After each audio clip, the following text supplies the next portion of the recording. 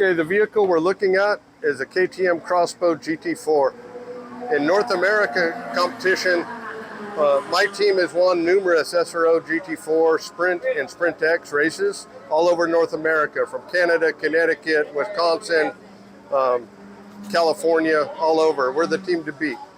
With the KTM Crossbow GT4, it's a car that it's got a unique blend of extreme safety components and an Audi 4-cylinder turbo engine that's very simple and production-based.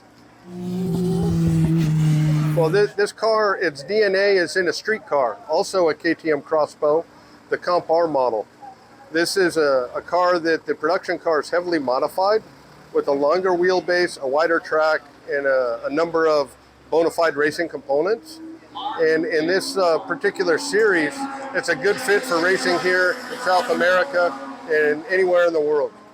Rookies, please assemble at the exit of the car. Rookies, please assemble at the exit of the car. For this track here at South Dakota Circuit in Guyana, this car, it's in its infancy, okay? It's running the basic stock configuration.